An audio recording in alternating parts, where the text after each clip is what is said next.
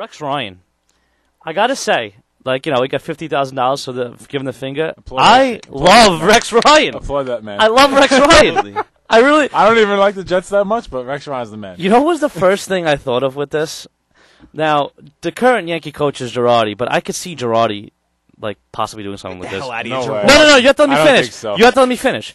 When I saw this, I tried to link it to something else. So I was like, could you imagine Yankees, Boston, like 4 years ago, and Joe Torre just comes out, right? He's at like a Celtics game, and he just looks at the crowd and goes, "We're gonna sweep you," and then goes, "Suck it." That would be like the best day of my life. You know what's funny though? I was listening to Michael Kay the other day, and he made this point. He goes, he thinks NFL is so overly sensitive about all this stuff about being right that he thinks that somebody asked him a question, what do you think if the Yankees were playing in Boston and these guys were throwing stuff at the bus and da-da-da, and Derek Jeter came out and gave the finger. Obviously it would never happen, but what if?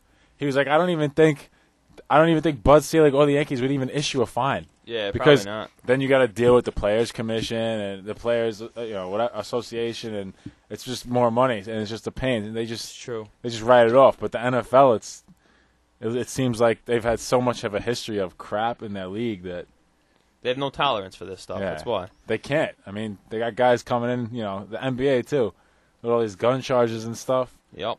You don't see that in baseball. Well, I applaud him.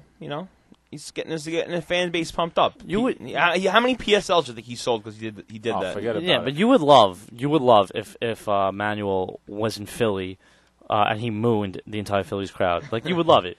You would love it. What would you rather him do? Would you rather him come out and say he's happy that Philly has won the division the last 2 years, or would you rather him come out and flip the double bird to all of Philly? Yeah, of course. Okay. I think Miami fans should appreciate it because now guess what? Guaranteed the next time that the Jets play in Miami, that's a sold-out game. That just increased Miami's income, which is going to increase their payroll.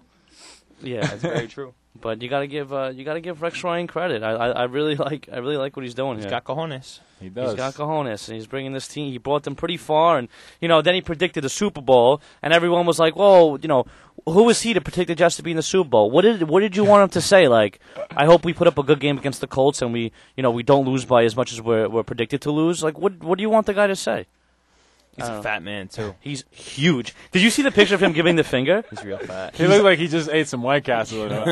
He looks in a 40 ounce. He looks like a sloppy, drunk mess. It's amazing.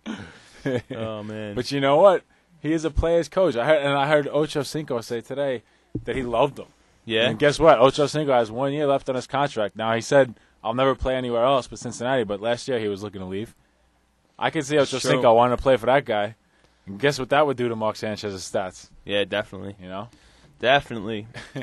So our stance on Rex Ryan is excellent. Double thumbs up. Double thumbs up. Middle fingers. Double thumbs up. And double middle fingers for whoever's against it. Yeah, seriously. Come on, you know what I have to say about this? There's two things. First of all, he was at a UFC pay-per-view event, so everyone's bombed. I mean, who cares? Like, he didn't do it like in a church.